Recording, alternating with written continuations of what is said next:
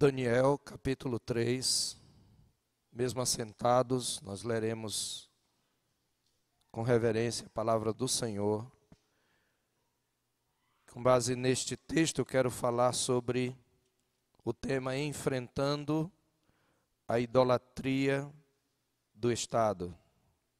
Enfrentando a idolatria do Estado.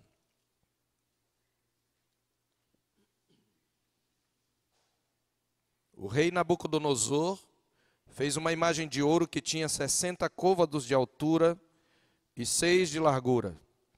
Levantou-a no campo de Dura, na província da Babilônia. Então o rei Nabucodonosor mandou ajuntar os sátrapas, os prefeitos, os governadores, os juízes, os tesoureiros, os magistrados, os conselheiros e todos os oficiais das províncias, para que viessem à consagração da imagem que o rei Nabucodonosor tinha levantado. Então se ajuntaram os sátrapas, os prefeitos, os governadores, os juízes, os tesoureiros, os magistrados, os conselheiros e todos os oficiais das províncias para a consagração da imagem que o rei Nabucodonosor tinha levantado. E estavam em pé diante da imagem que Nabucodonosor tinha levantado. Nisto, o arauto apregoava em alta voz: ordena-se a vós outros, ó povos, nações e homens de todas as línguas, no momento em que ouvirdes o som da trombeta, do pífaro, da harpa, da cítara, do saltério, da gaita de foles e de toda sorte de música, vos prostrareis e adorareis a imagem de ouro que o rei Nabucodonosor levantou.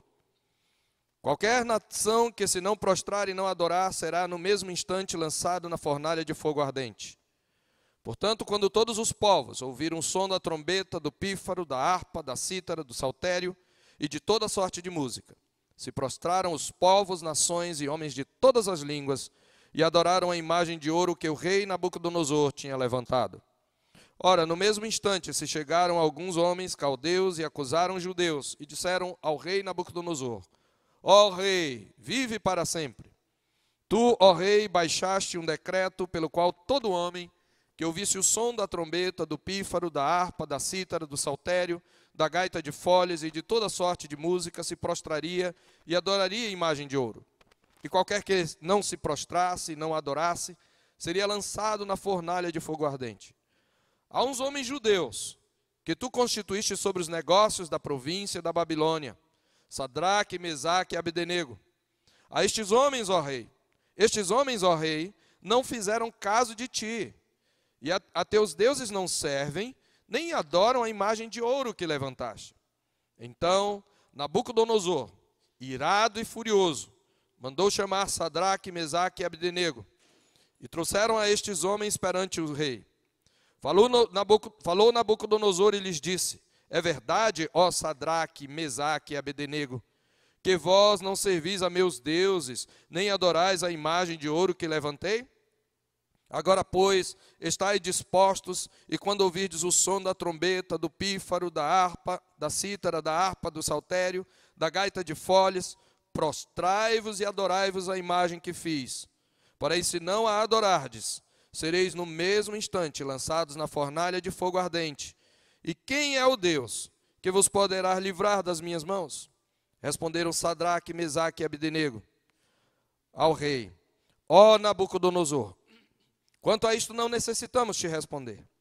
Se o nosso Deus, a quem servimos, quer livrar-nos, ele nos livrará da fornalha de fogo ardente das tuas mãos, ó rei. Se não, fica sabendo, ó rei, que não serviremos a teus deuses, nem adoraremos a imagem de ouro que levantaste. Então Nabucodonosor se encheu de fúria e, transtornado o aspecto do seu rosto contra Sadraque, Mesaque e Abdenego, ordenou que se acendesse a fornalha 7 vezes mais do que se costumava. Ordenou aos homens mais poderosos que estavam no seu exército que atassem a Sadraque, Mesaque e Abdenego e os lançassem na fornalha de fogo ardente. Então estes homens foram atados com os seus mantos, suas túnicas e chapéus e suas outras roupas e foram lançados na fornalha sobremaneira acesa. Porque a palavra do rei era urgente e a fornalha estava sobremaneira acesa. As chamas do fogo mataram os homens que lançaram de cima para dentro, a Sadraque, Mesaque e Abdenego. Estes 3 homens, Sadraque, Mesaque e Abdenego, caíram atados dentro da fornalha, sobremaneira acesa. Então o rei Nabucodonosor se espantou e se levantou depressa, e disse aos seus conselheiros: Não somos nós 3 homens atados dentro do fogo? Responderam ao rei: É verdade, ó rei.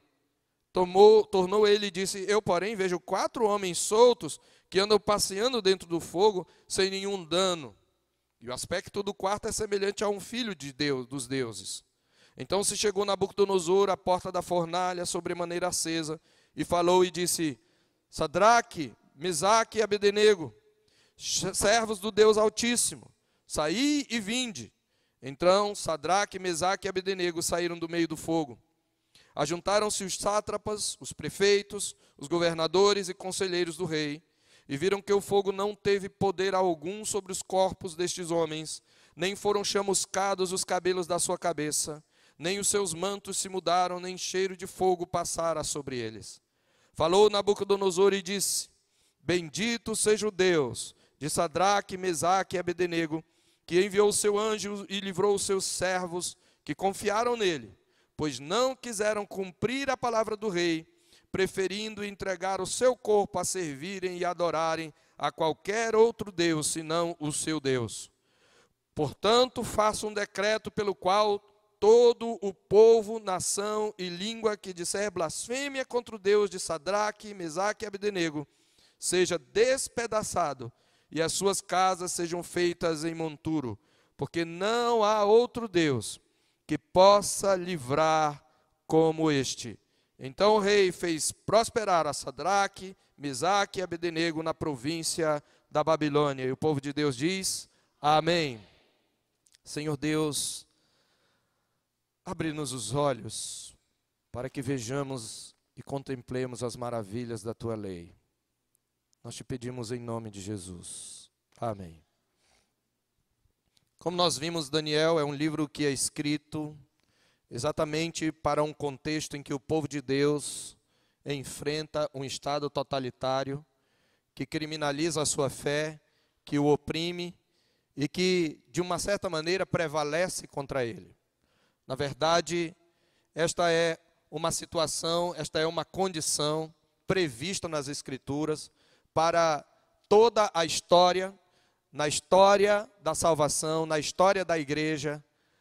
O Senhor Jesus já havia dito lá em Mateus 24 que até a sua vinda o seu povo seria odiado, seria entregue aos tribunais, seria morto, seria odiado de todas as nações. E quando o Senhor Jesus fala isto em Mateus 24, ele está falando de todo o período entre a sua primeira e sua segunda vinda. E estas tribulações culminarão com aquela que é chamada pelo Senhor Jesus de a grande tribulação, quando haverá uma perseguição, uma opressão de tal intensidade como nunca se viu antes. De modo que o povo de Deus deve estar preparado para estas situações em que a sua fé entra na ilegalidade por causa do advento de um estado totalitário.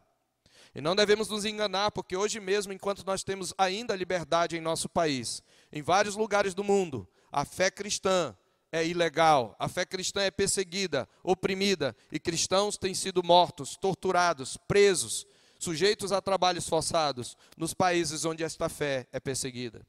Também não devemos achar que nós sempre gozaremos desta liberdade, pois nós vemos claramente o Estado nessa região chamada Ocidente, o Estado cada vez mais querendo assenhorear-se dos cidadãos. Haja vista a intervenção do Estado em todas as áreas da vida, inclusive querendo ditar os valores pelos quais nós devemos criar nossos filhos. O Estado está tomando nas mãos uma tarefa que é da família e interferindo na sua soberania. Então, o Estado, ele ensina valores, ele quer ensinar valores que muitas vezes são contrários àqueles que nós ensinamos aos nossos filhos e que estão de acordo com as Escrituras. Isto é muito claro. É só nós olharmos que a educação no nosso país é extremamente ideologizada. Ela deixou de ensinar as matérias que ensinam nossos filhos a calcular, ensinam os nossos filhos as ciências, para começar a ensinar valores. Só que os valores que o Estado está ensinando são os valores da nova moralidade. Uma moralidade relativa, inclusivista, uma moralidade sem Deus e totalmente contrária às Escrituras. E nós precisamos estar preparados. É claro que nós devemos resistir, mas é possível que faça parte do plano de Deus entregar-nos a um estado totalitário que criminalize a nossa fé e que siga a sua própria religião. Pois não se enganem com a expressão Estado laico. Ela é um grande engodo, porque o Estado, quando se aposta da religião, ele se torna, na verdade, a grande religião. E nós precisamos estar preparados. É com isto em mente que eu quero convidá-los a meditar sobre mais este capítulo da história dos filhos do reino contra o império das trevas, nesta série de mensagens que nós temos feito domingo à noite, temos pregado sobre Daniel, e dessa vez nós vemos como os filhos do reino enfrentam a idolatria do Estado. Eu quero começar dizendo que esse capítulo 3, ele está em paralelo com o capítulo 6. Nós já falamos que as narrativas, o livro de Daniel, ele tem vários paralelos. O capítulo 2, por exemplo, vai ter o seu paralelo no capítulo 7. Onde nós vamos também ter uma descrição dos reinos do mundo, especialmente dos reinos que virão depois de Nabucodonosor até a vinda do Senhor, a primeira vinda do Senhor. O capítulo 3 é um paralelo do capítulo 6. Em ambos, os filhos do reino são provados. Aqui no capítulo 3 são Sadraque, Mesaque e Abednego. No capítulo 6, Daniel. Mas é o mesmo tipo de provação. Os capítulos 4 e 5 estão em paralelo, porque são paralelos, como nós chamamos, concêntricos, né? Da ponta para o meio. Então, capítulo 4 e capítulo 5, nós temos em ambos os casos o julgamento de reis ímpios. Capítulo 4, o julgamento de Nabucodonosor pelo Deus do céu. E o capítulo 5, o julgamento de Belsazar com a queda de Babilônia. Nós veremos isto no tempo próprio. Mas o capítulo 3 aqui, então, nós temos o primeiro enfrentamento do Estado. E como é que isto se dá? Como é que eles enfrentam esta idolatria do Estado? E nós vamos então dividir essa narrativa em cenas. A primeira cena nós veremos então Nabucodonosor levantando um monumento sagrado como símbolo do seu poder estatal e da religião estatal. Esse será o nosso primeiro grande ponto. Na segunda grande cena, nós temos os filhos do reino acusados perante o rei de não se curvarem a esta adoração da estátua e não se curvarem, portanto, ao poder da religião estatal. Numa terceira cena, nós teremos os filhos do reino sendo levados para serem julgados pelo rei e sendo condenados diante do rei. Na verdade, a condenação seria, nós poderíamos colocar como quarto ponto. Os filhos do reino são condenados pelo rei. E no quinto, nós temos o rei e sua cúpula testemunhando o livramento dos servos do reino. E no epílogo, então, nós falaremos sobre o Deus do reino sendo glorificado. Então, vamos primeiro à nossa primeira cena aqui. Nabucodonosor, um rei ímpio, que era na época, como se pode dizer, o dono do mundo, dono de um império poderoso, levanta um monumento sagrado como símbolo do seu poder estatal. É isso que diz no capítulo 3. O rei Nabucodonosor fez uma imagem de ouro que tinha 60 côvados de altura e 6 de largura. Levantou-a no campo de Dura, na província da Babilônia. Nós precisamos ter em mente o contexto anterior. Você lembra que o contexto anterior narra o sonho de Nabucodonosor. Nós vemos um soberano, um rei impotente, porque ele nem sequer se lembrava do sonho, muito menos poderia interpretá-lo, e ao mesmo tempo prepotente, porque ele ameaça os sábios se eles não interpretassem o sonho. E ele os entrega para serem mortos. Aí nós temos então a intervenção dos filhos do reino. E na interpretação que é dada, Daniel mostra para Nabucodonosor que no seu sonho ele havia visto uma estátua, cuja cabeça era de ouro, cujos braços e peito eram de prata, cujo quadril e ventre eram de bronze, e cujas pernas e pés eram de ferro, sendo os pés em parte de ferro e em parte de barro. Nós vimos que naquele sonho, o Senhor Deus estava revelando para Nabucodonosor o fracasso dos reinos deste mundo e o triunfo do reino de Deus. Pois na história do sonho, no capítulo 2, uma pedra no sonho de Nabucodonosor é cortada sem o auxílio de mãos e ela atinge aquela estátua nos pés e aquela estátua é esmiuçada. Ela não apenas cai, ela é esmiuçada. E ela se torna como a palha das eiras e ela se torna como um pó fino, é levada pelo vento e não se vê vestígio. Daniel, então, trazendo a significação do sonho, explica para Nabucodonosor que a cabeça de ouro era ele. Ele diz: tu és a cabeça de ouro. O Senhor Deus, o Deus do céu, Ele te deu o reino e te deu em tuas mãos os animais, a criação e vários povos. Tu és a cabeça de ouro. O fato de Nabucodonosor ser a cabeça de ouro significava que o seu império seria incomparável, pois o próximo reino seria um pouco inferior a ele. E de fato é. Porque no império de Nabucodonosor, ele era a lei era o rei. Ele é que ordenava, ele ordenava e desordenava. Mas quando você chegar em Ciro, ou em Dario, no império medo persa, você vai ver que a lei é maior que o rei. Haja vista que no capítulo 6, o próprio rei Dario não pode revogar a lei que ele estabeleceu para livrar Daniel da cova dos leões. Mas aqui, Nabucodonosor era a lei. Então ele é a cabeça de ouro. Então ele já havia recebido, de certa maneira, uma certa glória da parte do Senhor Deus. Mas Daniel disse: mas depois de ti virá um outro reino. O teu reino vai passar, não vai ficar para sempre. Menor que o teu. Depois desse um terceiro reino. E um quarto reino. E nos dias desses reis, Deus vai suscitar um reino, como aquela pedra que tu viste. E este reino vai dominar todos os reinos do mundo, e esse reino não terá fim. E nós devemos lembrar que no sonho Nabucodonosor havia visto. Ele seria a cabeça de ouro, a parte de prata seria o império medo-persa, a parte de bronze seria o império grego, que se seguiria ao medo-persa, e depois o império romano, as pernas de ferro e os pés de ferro e de barro. E exatamente nos dias do império romano, Deus trouxe o rei. O rei apareceu, o rei se encarnou e veio para estabelecer o reino de Deus. Por isso, quando ele aparece em Mateus 4, ele diz: arrependei-vos, porque está próximo o reino de Deus. Então Daniel conta este sonho. E Nabucodonosor dá glória ao Deus do céu. Veja o capítulo 2, que ele termina com uma palavra de louvor de Nabucodonosor, no verso 47. Na verdade, no verso 46, ele se prostra perante Daniel e ordena que se faça ofertas de manjares. E observe também que no versículo 48, ele engrandece a Daniel, mas ele louva o Deus de Daniel no verso 47, dizendo: certamente o vosso Deus é o Deus dos deuses e o Senhor dos reis e o revelador de mistérios, pois pudeste revelar este mistério. Ele reconhece, mas não se engane, Nabucodonosor não se converteu. É possível que Deus manifeste de tal maneira a sua soberania, que os reis deste mundo, que os governantes da terra, em um determinado momento sejam forçados e levados a prostrar-se perante esse Deus e reconhecer que Ele é o Deus dos céus, que Ele é o Senhor dos reis. Não significa uma conversão. Basta lembrar de Herodes. A Bíblia diz que ele temia João, porque era homem bom. E quando o ouvia, escutava-o de boa mente. Mas logo em seguida, entregou a sua cabeça numa bandeja para uma mulher. E João foi decapitado.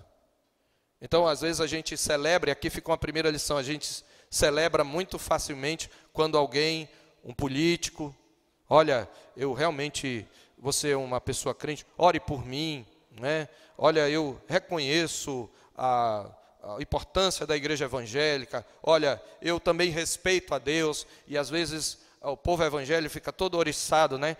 Especialmente nessa época, né? Tem muito político se torna crente nessa época, né?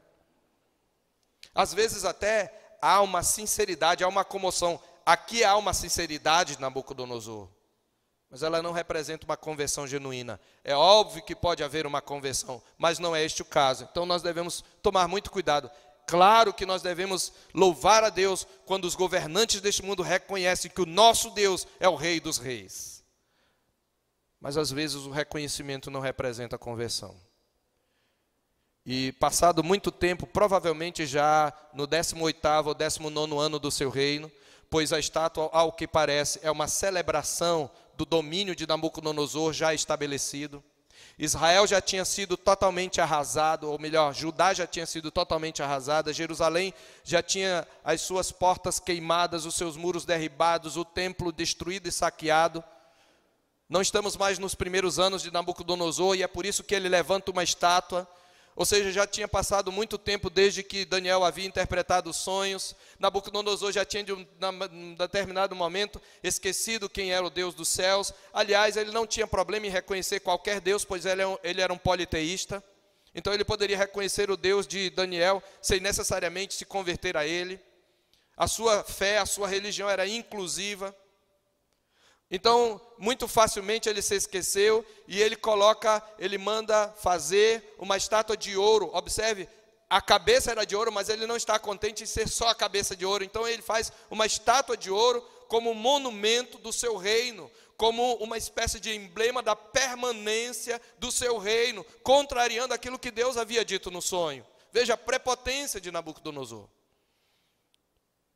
Ele faz esta imagem de ouro, levanta no campo, na província da Babilônia. E era costume dos reis, meus irmãos, erigirem imagens de si mesmos, ou emblemas do seu reino. Provavelmente a palavra imagem aqui traz a ideia de que é uma imagem de uma pessoa.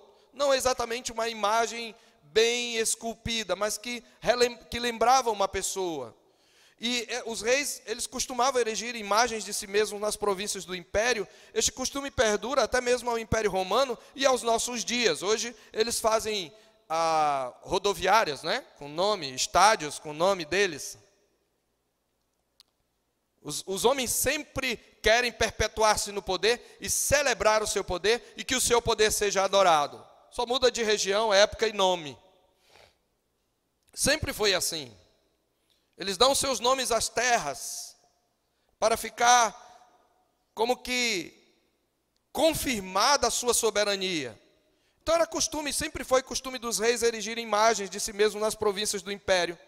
Primeiramente como reconhecimento da sua própria divindade e segundo como emblema da sua soberania. Isto era feito especialmente nas províncias onde os reis não podiam aparecer pessoalmente. No Império Romano isto acontece, não é? O imperador colocava imagens em vários locais para que se curvassem perante ele e pudessem respeitá-lo como chefe maior.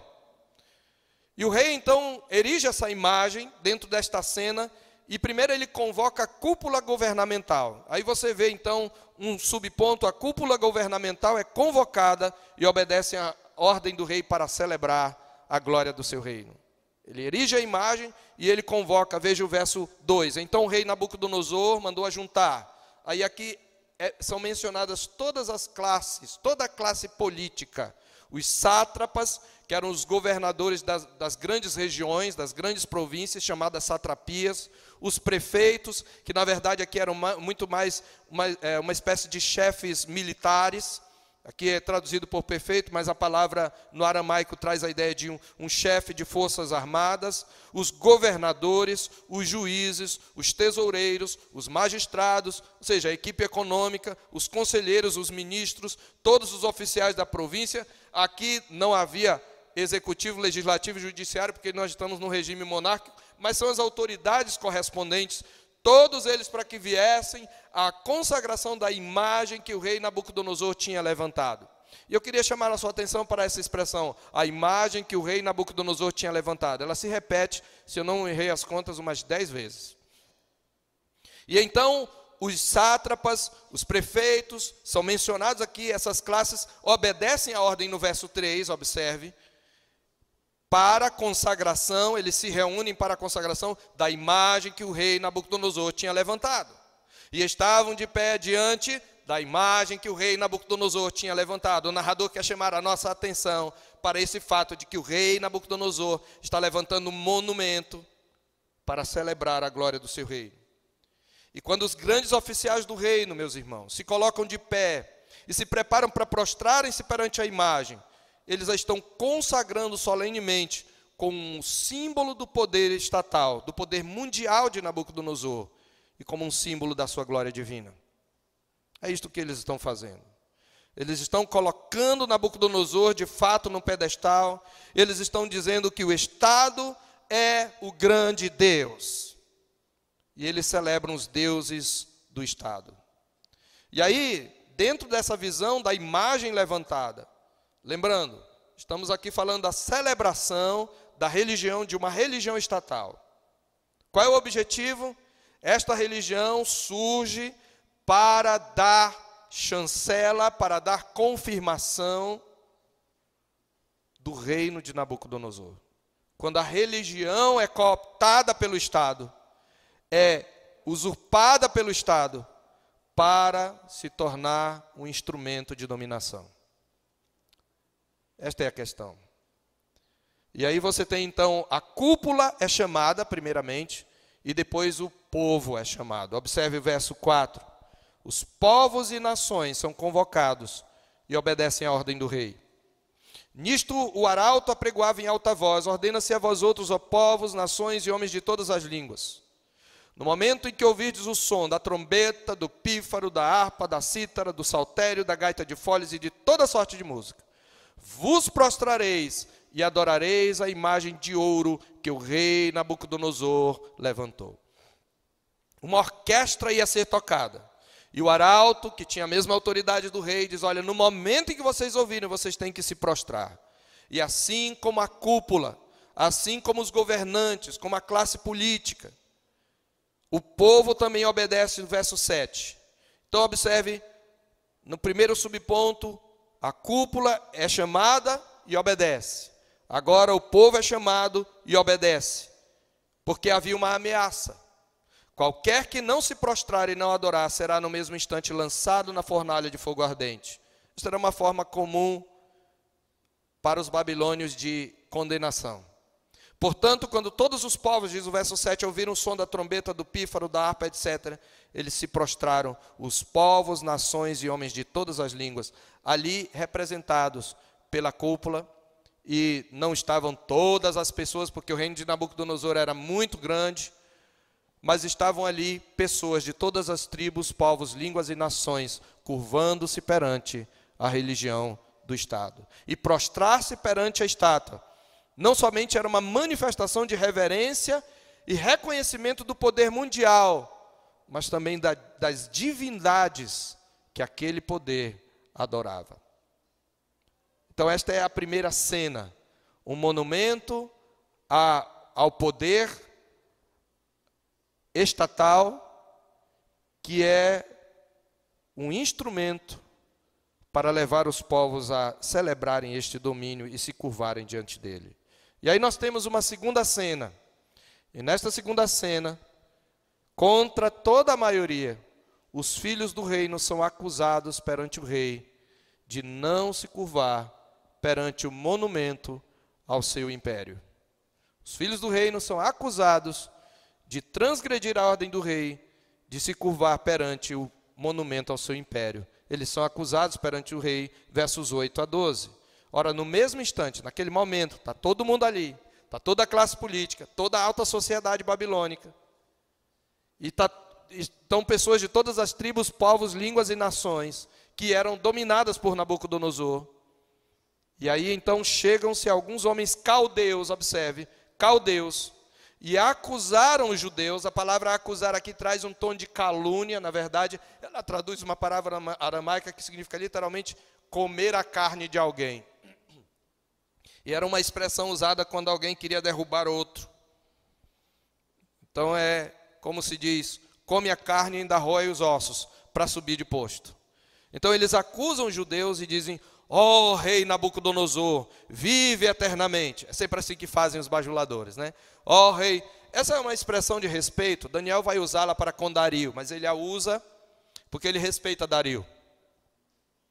Mas ele diz: ó rei Nabucodonosor, vive eternamente. Tu, ó rei, baixaste um decreto pelo qual todo homem que ouvisse o som, né, dos instrumentos deveria se prostrar, e qualquer que não se prostrasse iria ser lançado na fornalha de fogo ardente. Há uns homens judeus, observe, eles fazem uma tripla acusação.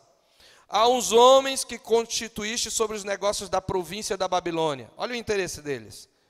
Esses homens, nós já tínhamos visto no capítulo 2, eles foram constituídos sobre as províncias da Babilônia, no verso 49, a pedido de Daniel. Capítulo 2, a pedido de Daniel, 2,49, constituiu o rei a Sadraque, Mesaque e Abednego sobre os negócios da província da Babilônia. Não sabemos onde Daniel estava, e não temos tempo para discutir onde ele estaria aqui. Poderíamos discutir isso, mas não vamos fazer isso porque vai nos tomar um tempo desnecessário. Mas a questão é que estes homens estão aqui. E estes homens estavam sobre a província da Babilônia. Então o cargo deles era obviamente cobiçado. E os caldeus estavam entre os principais sábios da Babilônia. Eles detinham as artes, você lembra, dos sonhos, das visões, da interpretação de sonhos, da consulta aos astros, etc. E os caldeus, inclusive, eram da família de Nabucodonosor, porque os caldeus não eram o único povo de que constituíam os babilônios. Eles eram babilônios do sul. E Nabucodonosor, que era filho de Nabopolassar, era de entre os caldeus. Então eles perderam um pouquinho o status para esses filhos do reino. E eles estão aqui, então, com essa certa inveja. Por isso ele diz, há alguns homens judeus que tu constituíste sobre os negócios da província da Babilônia, e aí os nomes de Sadraque, Mesaque e Abednego também você deve sublinhar, eles aparecem aí 11 vezes, o nome é repetido também. Por quê? A imagem que o rei Nabucodonosor levantou, o rei Nabucodonosor são repetidos, e Sadraque, Mesaque e Abednego estão ali erguidos contra tudo isso, para enfatizar a oposição entre os filhos do reino e o império das trevas. Sadraque, Mesaque e Abednego, aí eles fazem uma acusação tripla. Esses homens, primeiro, não fizeram caso de ti. Aqui vem uma acusação caluniosa. Eles estão procurando levar a coisa para o lado pessoal. Eles não estão nem aí para ti, ó rei. Óbvio que isso era mentira. Os servos do reino, quando são fiéis ao seu Deus, costumam ser os mais fiéis súditos do rei. Eles só não são mais submissos ao rei, ao governante, do que ao seu Deus. Quando eles têm que escolher entre ser fiéis a Deus, obedecer a Deus e obedecer aos homens, obviamente, eles escolhem a primeira opção. Mas se a sua obediência não incorre em desobediência ao seu Deus, eles são os mais submissos dos servos do rei. Mas eles trazem esta ideia de que eles não fizeram caso, que eles não estavam nem aí, que não se importavam. Segunda acusação, a teus deuses não servem, esta era a verdadeira, nem adoram a imagem de ouro que levantaste. Claro, isto contamina o coração do rei. Essas expressões, como eu falei, ele fez uma imagem e a levantou, elas se repetem em cada cena, no verso 2, verso 3, verso 5, 7, 12, 14, 15, 18, cada cena, essa expressão, a imagem que ele levantou, até o ponto de tensão do conflito. E há uma outra ênfase na narrativa. Observe que as autoridades, elas são convocadas, as autoridades de todas as províncias, 8 classes de autoridades, e todos os povos, nações e homens de todas as línguas, para adorar a estátua. E a ideia, então, é unir o reino sob uma só religião estatal. Uma religião que não tem submissão absoluta ao rei é uma ameaça. É por isso que a igreja é uma ameaça ao Estado. Por isso o Estado ou procura cooptar, isto é, comprar a igreja, e às vezes ele consegue, ou quando ele não consegue comprar, ele persegue. Porque ele sabe que a igreja, quando fiel ao Senhor, ela não vai se curvar a todas as ordens e princípios e valores do Estado.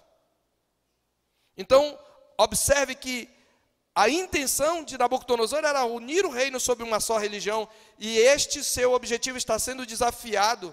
Portanto, o conflito aqui, meus irmãos, é entre uma religião pagã, de caráter humanístico, politeísta e panteísta, onde tudo é Deus e Deus é tudo, entre esta religião e o Deus dos deuses, o único Senhor da fé monoteísta dos judeus. E neste contexto, a fé que os amigos de Daniel professam constitui-se como a nossa fé se constituirá um obstáculo a esse projeto de poder e precisa ser detida. Agora, o que leva esses homens? Na verdade, esses homens não entregam os filhos de Judá porque eles têm algum respeito por Nabucodonosor ou porque eles são fiéis defensores do poder estatal e dos deuses do Estado. Eles fazem isto por inveja e ganância. Na verdade, meus queridos, entre aqueles que se oporão, que vão se opor à igreja, estarão aqueles que o farão porque acreditam na sua ideologia, porque eles acham que eles são do bem e que os valores do reino são do mal. Mas haverá aqueles que perseguirão a igreja e contribuirão para acusar a igreja por conveniência, porque tudo que eles querem é o status. Haverá pessoas que não têm uma ideologia e não têm tão convicção assim, só querem estar no poder. E é o que esses homens mostram: inveja, ganância e, terceiro lugar, ingratidão. Porque você lembra do capítulo 2? Eles não puderam interpretar o sonho de Nabucodonosor, você lembra? E o que Nabucodonosor fez? Condenou-os à morte, ordenou que os prendessem para serem condenados. Por meio de quem eles foram libertos? Pela intervenção desses homens. Eles oraram, e Daniel teve a interpretação, e eles foram livres da morte, e agora eles se esqueceram disso. Não se engane, você deve continuar fazendo bem mesmo assim, mas na hora que o seu Deus for confrontado, pessoas que você ajudou vão se esquecer do que você fez por elas. Porque é assim que é o império das trevas. Então nós chegamos à cena 3. Os filhos do reino são levados para serem julgados pelo rei. Verso 13, então Nabucodonosor, irado e furioso, mandou chamar a Sadraque, Mesaque e Abdenego e trouxeram estes homens perante o rei. Aí nós temos então a inquirição ou questionamento, nós temos uma ordem, e nós temos um desafio da parte de Nabucodonosor. Questionamento, verso 14. Falou Nabucodonosor e disse: é verdade, ó Sadraque, Mesaque e Abdenego, que vós não servis aos meus deuses, nem adorais a imagem de ouro que levantei? Essa é a primeira pergunta. Aí vem a ordem. Agora, pois, estejam dispostos. Eu vou mandar tocar de novo a orquestra. Quando a orquestra tocar, vocês devem se prostrar. Veja bem, ele chama esse povo e o julgamento é público. Quando eu mandar tocar, vocês vão se prostrar. Imagine a pressão. Gente de todas as culturas, todas as autoridades, e eles estão ali no meio. E não é o cargo deles que está sendo ameaçado, é a vida. Se vocês não se prostrarem no mesmo instante, eu vou lançar vocês na fornalha ardente. E aí ele termina com um desafio. Ele é o grande Nabucodonosor. Ele já havia invadido Jerusalém. Ele já havia destruído o templo. Já havia saqueado o templo do Deus de Sadraque, Mesaque e Abdenego. Na visão dele já havia conquistado o Deus deles. Por isso ele faz o desafio. E quem é o Deus que pode livrá-los das minhas mãos? E aí vem a resposta dos filhos do reino. E aqui é que nós temos o enfrentamento da religião e do poder estatal. Você lembra que aqueles meninos eram castrados? Não são mais exatamente meninos, eles estão na casa dos 30 anos, mas são bem jovens, né? Não são mais adolescentes, na casa dos 30 anos. O que eu falei, a castração tira parte, pelo menos fisicamente, da virilidade. Essa virilidade é importante para o enfrentamento de todos os desafios. Mas esses homens demonstram uma virilidade resistente. Mesmo castrados, eles agem como homens. Homens. A fé cristã é uma fé viril. Nós não podemos perder a virilidade. A própria palavra de Deus fala a toda a igreja: portai-vos varonilmente. Esses homens mostram virilidade. Observe como eles respondem. Ó Nabucodonosor, eles já começam, não chamam de rei. Eles vão chamar de rei depois, mas no primeiro momento eles nem chamam de rei. Eles nem dizem, ó rei, vive eternamente. Eles chamam Nabucodonosor, ó Nabucodonosor. São duas perguntas. A primeira é verdade que vocês não vão se prostrar? A segunda é o desafio: quem é o Deus que vai livrar vocês da minha mão? Eles respondem as duas perguntas, de trás para frente. A primeira que eles respondem é a segunda: quem é o Deus que pode livrar? Eles dizem, quanto a isso, nós não precisamos te responder. Nós não precisamos defender o nosso Deus. Porque se o nosso Deus quiser nos livrar da fornalha e das tuas mãos, ó rei, sabe que ele vai nos livrar. Se o nosso Deus, a quem servirmos, verso 17, quer livrar-nos, ele nos livrará da fornalha de fogo ardente das tuas mãos, ó rei. Observe que os filhos do reino não se preocupam se eles vão ou não morrer. Não há garantia. Ele está dizendo, se ele quiser, eles não tinham certeza se Deus iria livrá-los. Eles já tinham aprendido, porque eles tinham ido manietados para a Babilônia, você lembra? Eles já tinham aprendido que o momento que Deus quisesse que eles glorificassem o nome de Deus por meio da morte, eles iriam morrer. Então eles dizem, se o nosso Deus quer nos livrar, Ele vai nos livrar. Sabe o que isto nos ensina, irmãos?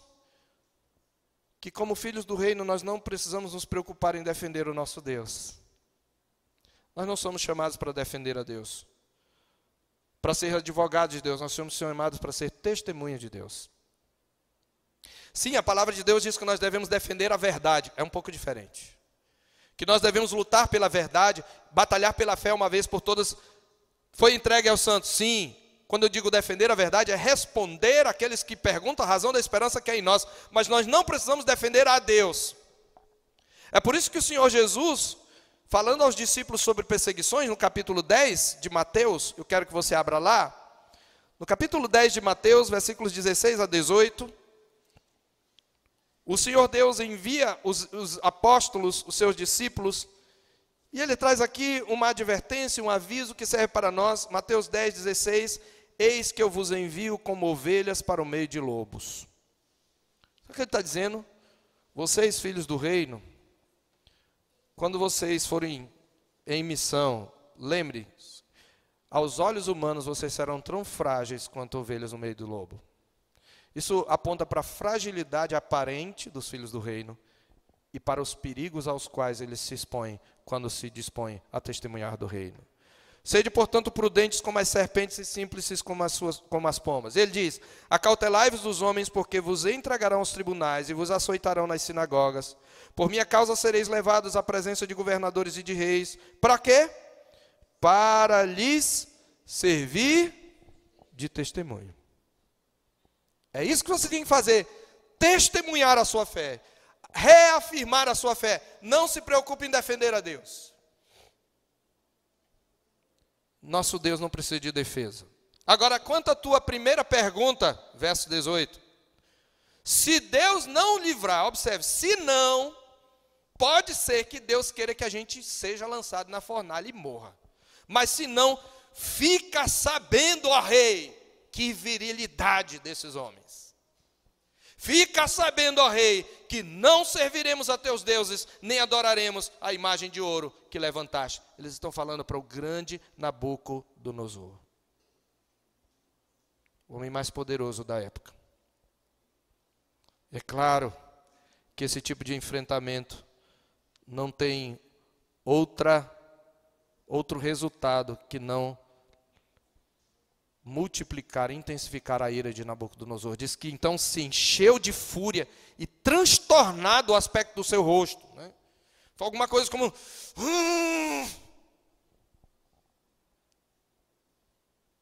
Não sei que cor ele era, mas deve ter ficado vermelho, né? Ou roxo, não sei. Mas ficou transtornado contra Sadraque, Mesaque e Abednego e ordenou que acendesse a fornalha 7 vezes mais. A ira é sempre uma coisa irracional, porque aquela fornalha já matava qualquer um. Mas ele estava com tanta raiva que ele queria acender 7 vezes mais, né? E mais do que isso, ele mandou que pegasse os mais poderosos, ele chamou os homens mais poderosos no seu exército, a elite. Olha, eu quero aqui a elite do meu exército. Eu quero as tropas especiais, os fuzileiros navais. Quero os melhores, para pegar esses homens, amarrar com roupa e tudo, chapéu, turbante, tudo que eles têm, deixá-los atados e jogarem na fornalha. E tão quente estava a fornalha, que o rei matou até os pobres dos soldados. Porque a palavra do rei era urgente, estava sobremaneira acesa, e as chamas mataram, diz o verso 22, os homens que lançaram aqueles crentes de cima. E esses 3 homens caíram atados dentro da fornalha acesa. Aí vem então nossa quinta cena, né? Nós vemos aí o rei Nabucodonosor e a sua cúpula testemunha o livramento dos servos do reino. Ele olha ali, e era para aqueles homens serem queimados e transformados em cinza. Diz que ele se espantou e se levantou depressa e disse aos seus conselheiros: nós não lançamos 3 homens atados? Sim, foi. Tem alguma coisa errada. O que é que está acontecendo? Primeiro, tem 4 homens. E eles estão passeando no meio do fogo e sem nenhum dano. E o quarto parece um filho dos deuses. Aqui eu preciso fazer uma correção. Há quem diga que o quarto homem era Jesus, mas nós não temos autorização para dizer isso. Não tem nada no texto que mostre isso. Pelo contrário, a conclusão de Nabucodonosor, que é na verdade a moral da história do narrador, está no verso 28. Bendito seja o Deus de Sadraque, Mesaque e Abednego, que enviou o seu anjo e livrou os seus servos que confiaram nele, pois não quiseram cumprir a palavra do rei, preferindo entregar o seu corpo a servirem e adorarem qualquer outro Deus, senão o seu Deus. A gente precisa só tomar cuidado, porque eu já vi uma música aí, se não bastasse que é uma música muito feia, ela diz assim: adore o quarto homem da fornalha. Não faça isso não, é idolatria. Porque o texto não diz que era Jesus. Possivelmente era um anjo. E se não temos como saber, é melhor que a gente não incorra no erro. Mas era um anjo, é o que mais é provável. Ele mandou o seu anjo. E aí então, olha como é que esse homem fala. Qual era a pergunta dele, o desafio?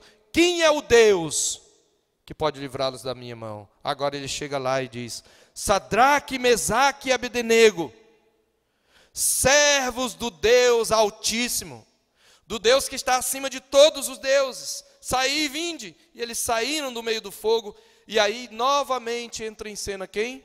A cúpula governamental, os sátrapas, prefeitos, né? Aqueles lá, me desculpem, Paulo mandado, né? Eles apareceram, os colocaram perante a imagem, agora eles têm que aparecer para testemunhar o livramento dos servos do reino. Nenhum, diz a Bíblia, o fogo não teve poder algum sobre os corpos destes homens, nem foram chamuscados os cabelos de sua cabeça, nem os seus mantos se mudaram, nem cheiro de fogo passara sobre eles. Aleluia. Qual é a conclusão da narrativa? Nossa última cena. O Deus do reino é glorificado entre os filhos das trevas. Verso 28. Falou Nabucodonosor e disse, pela segunda vez: bendito seja o Deus de Sadraque, Mesaque e Abednego, que enviou o seu anjo e livrou os seus servos que confiaram nele, pois não quiseram cumprir a palavra do rei, preferindo entregar seu corpo a servirem e adorarem qualquer outro Deus, senão a seu Deus. Bendito seja esse Deus que livrou. Ele certamente é mais poderoso do que todos os deuses que eu conheço. Segundo lugar, ele glorifica a Deus ordenando aos povos que honrem o Deus do reino. Portanto, faça um decreto pelo qual todo povo, nação e língua que disser blasfêmia contra o Deus de Sadraque, Mesaque e Abednego seja despedaçado e suas casas sejam feitas em monturo, porque não há outro Deus que possa livrar como este. E então ele, em terceiro lugar, faz prosperar os filhos do reino, diz a Bíblia no verso 30. Irmãos, eu queria chamar a sua atenção, e a gente já está avançando para a aplicação, mas eu quero chamar a sua atenção, porque esse texto deve nos remeter a outro. De certa maneira, o livro de Daniel é um irmão gêmeo do livro de Apocalipse, e vamos perceber isto muito mais a partir do capítulo 7. Mas eu queria que você observasse, o rei celebra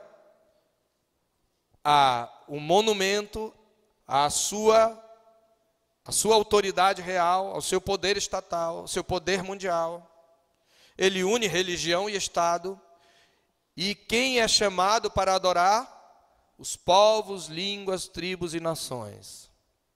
Quando nós vemos então, meus irmãos, em Apocalipse, no capítulo 13, é exatamente este o sentido da imagem da besta do capítulo 13, nós não vamos expor esse texto. Mas a besta que emerge do mar representa exatamente um governo anticristão, e a besta que emerge da terra representa uma religião anticristã que autentica, que dá apoio a esse governo. No contexto de João, ele se referia ao Império Romano e à religião que adorava o imperador. Só para resumir o capítulo 13. E se você olhar, a Bíblia diz no verso 8 que adorarão a besta sobre a terra aqueles cujos nomes não foram escritos no livro da vida do Cordeiro que foi morto. Observe isso daí. E depois você tem a besta que emerge da terra e que seduz os que habitam na terra por sinais e prodígios. E a Bíblia diz que a todos os pequenos e grandes, no verso 16, os ricos e os pobres, os livres e os escravos, faz que lhe seja dada certa marca na fronte e na mão. As nações são chamadas a adorar. Mas observe, o Deus do reino em Daniel está dizendo que o seu reino não terá fim. E em Apocalipse capítulo 5, essa mesma expressão ou fraseologia semelhante, quando o Cordeiro de Deus toma o livro da mão daquele que está sentado no trono. No capítulo 5, verso 9, aqui já vendo aquilo que os amigos de Daniel experimentaram, irmãos, aquilo que aqueles babilônios viram, aquilo que os sátrapas, prefeitos e toda a cúpula governamental, juntamente com Nabucodonosor, testemunharam. Era uma antevisão do que vai acontecer no tempo do fim. Capítulo 5, verso 9 também, o capítulo 7, verso 9 também nós temos em verso 10. Depois destas coisas, vi e eis grande multidão que ninguém podia enumerar, de todas as nações, tribos, povos e línguas, em pé diante do trono do Cordeiro. E clamava ao nosso Deus que se assenta no trono, e ao Cordeiro pertence a salvação. E no capítulo 5, verso 9, e entoavam novo cântico dizendo, digno és de tomar o livro e de abrir os selos, porque foste morto, e com teu sangue compraste para Deus os que procedem de toda tribo, língua, povo e nação, e os constituíste reino e sacerdotes, e reinarão sobre a terra. É isto que está sendo nos ensinado em Daniel, queridos. Que este Deus um dia será adorado por um povo eleito de todas as tribos, povos, línguas e nações. E aqueles que não o adoraram hão de vê-lo e se lamentar sobre ele. Porque o seu filho já veio, já inaugurou o reino, já venceu a Satanás por meio da morte na cruz, já venceu a morte e um dia virá para julgar vivos e mortos. Tendo dito isto, eu quero fazer pelo menos 3 aplicações no nosso texto. Primeira delas, nós aprendemos nesse texto que os filhos do reino não devem ceder à pressão da maioria. Não ceda à pressão da maioria. E cuidado, a maioria às vezes é tão imponente que inclui até mesmo parte da igreja visível. Não siga a maioria. Muito menos, meus irmãos, muito menos, devemos nos calar diante de uma minoria barulhenta, que tendo se apossado dos aparatos ideológicos do Estado, faz valer a sua vontade, diante da qual muitas vezes ficamos calados, para não sermos acusados de sermos politicamente incorretos, ou de incorrermos nos pecados modernos, estabelecidos como tais por essa nova moralidade anti-Deus.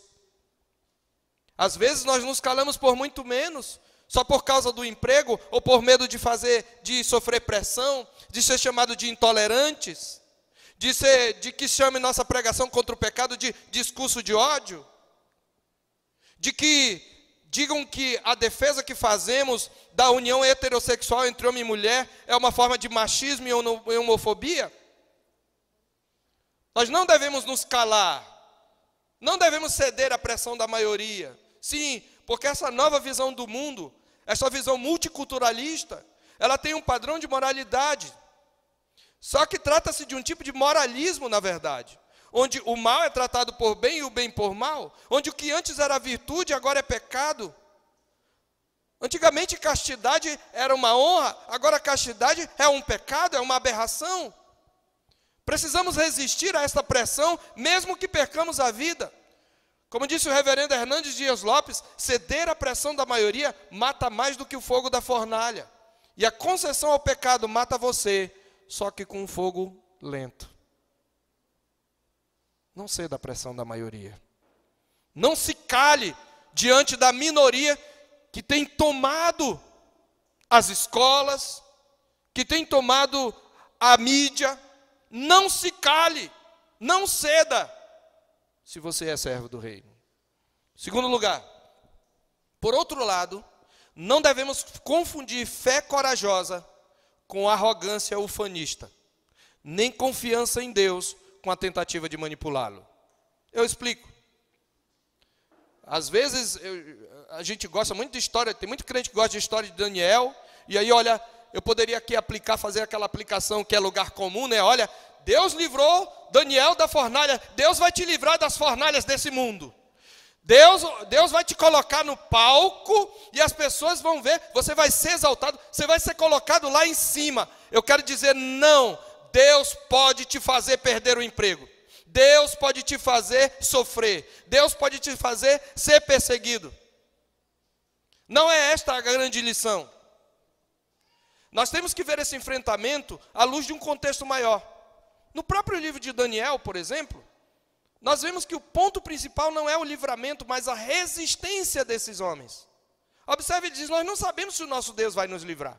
Eles não foram ufanistas, olha, nosso Deus aqui, nós somos canelinha de fogo, ninguém vai tirar nós daqui. Eles não disseram isso. Então, meus irmãos, no próprio livro de Daniel, mais à frente nós veremos, o próprio livro de Daniel faz referência a uma perseguição muito mais cruel, a qual os filhos do reino não sobreviveriam, antes seriam entregues ao poder das trevas. Está lá no capítulo 7 de Daniel. Antíoco Epifânio haveria de prevalecer sobre os filhos do reino. E quando nós olhamos para essa narrativa de um contexto ainda mais amplo, nós vamos perceber que os amigos de Daniel e Daniel estão na galeria dos heróis da fé, lá em Hebreus capítulo 11. Eles estão lá no capítulo 11, a partir do verso 34.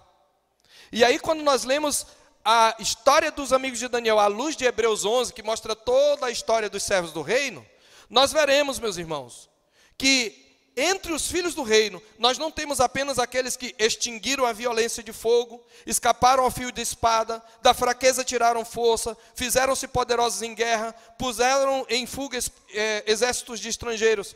Pelo contrário, entre os heróis da fé, nós temos mais à frente, no mesmo capítulo 11 de Hebreus, aqueles que foram torturados, não aceitando o seu resgate para obterem superior ressurreição. Nós teremos outros que, por sua vez, passaram pela prova de escárnios e açoites, sim, até de algemas e prisões, foram apedrejados, provados, cerrados ao meio, uma possível alusão a Isaías, mortos a fio de espada, andaram peregrinos, vestidos de peles de ovelhas e de cabras, necessitados, afligidos, maltratados, homens dos quais o mundo não era digno, errantes pelos desertos, pelos montes, pelas covas, pelos antros da terra.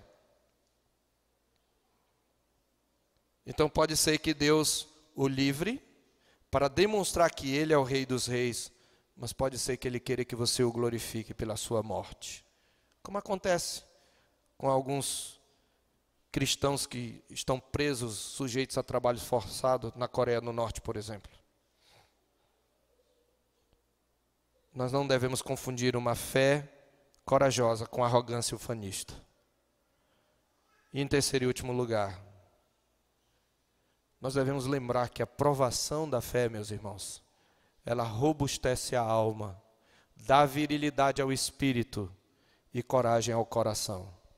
A fé provada robustece a alma, dá virilidade ao espírito e coragem ao coração. Uma vida cristã fácil enfraquece a alma. Vamos fazer uma comparação. Se nós fizermos uma comparação entre nós aqui, eu me incluo, e cristãos, por exemplo, como os de Angola, aqueles lá do missionário que veio falar aqui, que saem para as ruas, crianças saem para a rua, dizendo, nós estamos prontos a morrer por causa da perseguição muçulmana. Os cristãos chineses eles têm uma palavra de ordem, quando eles saem para evangelizar, eles dizem: quantos hoje estão dispostos a morrer por Cristo? E eles dizem: eu, amém. A fé que é provada é uma fé mais robusta. E esta é uma das razões, meus irmãos, é uma das possíveis razões porque o número de suicídios cresce até no meio dos cristãos. Nós vivemos num mundo hedonista, que não suporta provação, e uma mensagem diabólica tem sido ouvida dos próprios púlpitos cristãos, que você tem que ser feliz, que a vitória é sua, que Deus vai realizar os seus sonhos. Aí Deus não realiza, aí o crente fica magoadinho. Quanto mais a fé é provada, mais nós nos robustecemos.